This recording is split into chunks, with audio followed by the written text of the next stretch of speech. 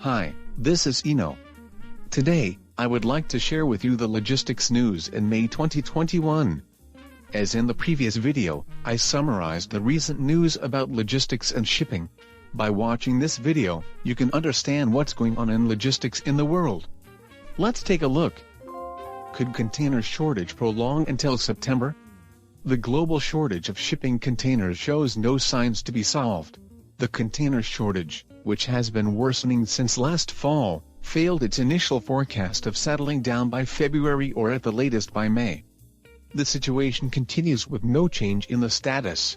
Congestion at major overseas ports is not on the verge of being resolved. Recently, there seems to be a widespread view that disruptions will continue until around September. Although offshore waiting has decreased at Los Angeles and Long Beach on the west coast of the U.S., many vessels are shifting to other ports to avoid congestion. Now, offshore waiting occurs at Vancouver Port in Canada and Savannah Port on the east coast of North America. The container shortage has been caused by a lack of workers at ports and truck drivers, in addition to the reason that the cargo movement has exceeded the supply, due to the demand increase caused by the Corona disaster. Because of it, a backlog of containerized cargo has been led and turn times for returning containers take longer than usual. According to a U.S. container shipping company official, it will take 3 to 4 more months for converging the situation and 3 to 6 months for normalizing. Next news. North American West Coast import containers exceed 1 million TEU for the second month in a row. Container freight rate hike unstoppable. According to BIMCO, Baltic and International Maritime Council, the volume of imported containers handled at North American West Coast ports was 1.1 million TEU, surpassing 1 million TEU for the second consecutive month.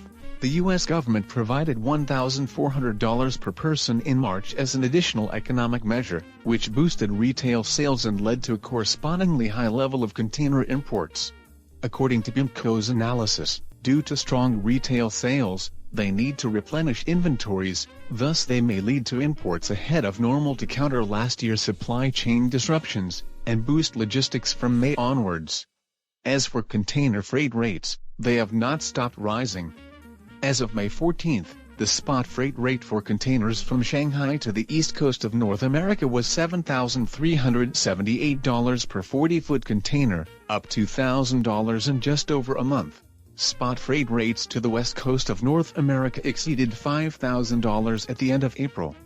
In addition, prices for 20-foot containers bound for Northern Europe and the Mediterranean are also at an all-time high, topping $5,000 for the first time. IMO formulates rules for automated ships. The International Maritime Organization, IMO, has announced that it plans to revise the SOLAS Convention to formulate international rules for automated ships. To establish international rules for automated ships, the convention will need to be amended and reinterpreted. The definition of automated systems may be included in the chapters on radio communications, safety of navigation and maritime security. It was also decided that the satellite VDES, which is being developed as a compatible device for automatic identification of ships, would be considered to be treated as a navigational device under the SOLAS Convention. VDES is a communication information network at sea with high capability. In the future, it will be able to send and receive images, and contribute to the safer operation of ships.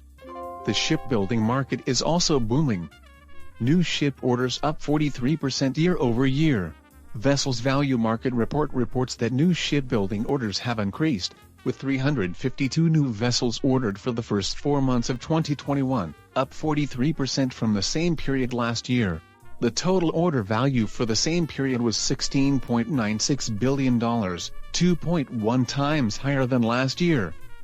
Here is the news from the United States. Container shipping, a significant increase in transit time has slowed the economic recovery. Since the beginning of this year, cargo handling times have increased significantly, and it causes delays on container ships' schedule and pressures on shipping capacity and inventory. This is adding confusion in the supply chain.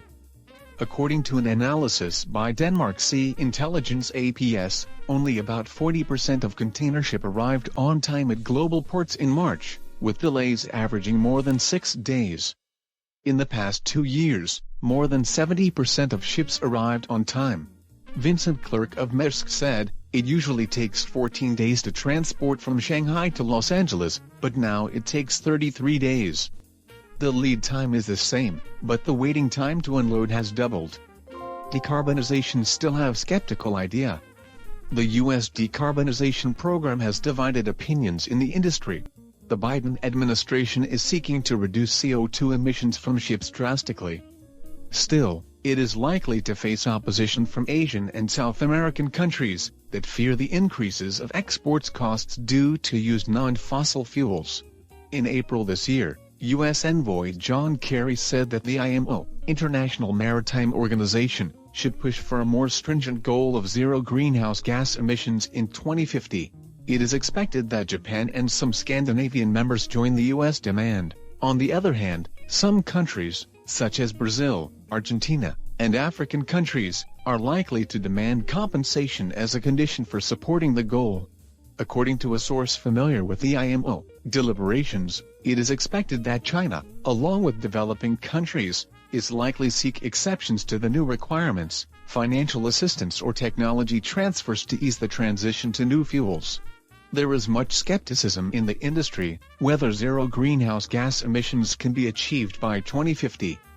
Thus, it appears that efforts to decarbonize ships are still in the early stages. Now, this is the commentary section on the news that I introduced this time. The container shortage continuing since last October is expected to be resolved, but it is still behind schedule. I think this is because the liquidity of containers in the market, which had been tightly packed, collapsed due to the blockade of the Suez Canal by Evergreen vessel, for about a week at the end of March. As a result, there is a real lack of space for cargo bound for the U.S., and ocean freight rates have skyrocketed. I get many inquiries from shippers who have seen my YouTube videos, asking me to help them get space for their shipments to the U.S. We are doing everything we can to help, but we can't promise anything. The IMO is also moving to revise the SOLAS Convention. The SOLAS Convention is an international treaty that aims to ensure the safety of ships, and the most recent revision is the VGM, that regulates the weight of containers. The Suez Canal stranding issue may have been a trigger for this revision of the convention. With the development of technology, automated ship operations are advancing. Just as laws are being developed for automated driving of cars, it will continue to be important to create rules for mechanical ship operation systems. The shipbuilding market is also booming. The current shipping market is booming, as can be seen from the announced financial results of shipping companies. As a result, orders for shipbuilding and new containers are increasing. However, I think there is a high probability that this will lead to oversupply later, just like the Suez boom in 1956, which I explained in another video. If that happens, the price war will start again, and I think it will be interesting to see how the shipping companies will do based on their experience during the recession that lasted for the past several years. And decarbonizing ships in the news from the U.S. This topic is getting much attention in the news right now, but there are still some opposing forces. As the world's #1 economic country, U.S. will be able to take the lead in setting up the infrastructure. However, on the other hand, developing countries may have problems with financial resources, and may not be willing to make a complete change. Nevertheless, the issue of decarbonization is a global-scale measure, so we should keep an eye on its progress. What did you think of the logistics news this time? I have tried to summarize the logistics news, so that both those who are involved in logistics and those who are not, can understand them. The news sources referred to in this video are linked in the summary section, so please refer to them for details. That's all for now from the field. Thank you very much. In this channel, I explain about international logistics knowledge for your better understanding. I hope this video will be a good support for your logistics job.